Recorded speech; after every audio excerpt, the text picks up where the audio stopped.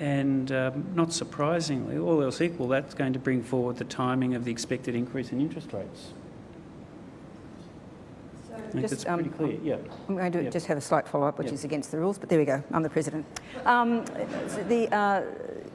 suppose the problem, though, is, last year we were talking about forecasts of not moving rates till 2024, and in yesterday's statement of monetary policy, you were basically saying, well, we don't know what's going to happen to wages and prices, so we can't really sort of say where we're going next.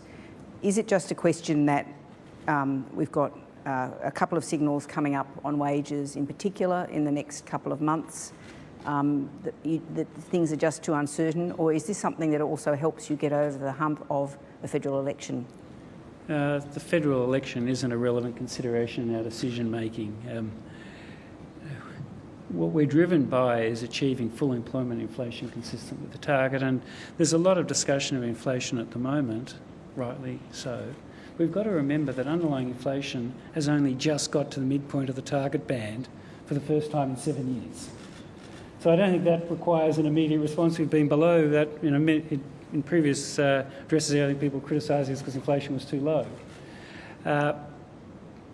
And we're also on the cusp of this historic milestone of getting unemployment down, and I think we can test how far we can get the unemployment rate down without having an inflation problem in the country, and that's worth doing.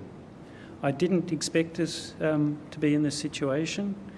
We don't have a crystal ball, there's a lot of uncertainty, but what we have done is respond to the changed circumstances we find ourselves, and I understand that in some people's eyes that damages our credibility. I admit we don't have a crystal ball. Things happen that we don't expect.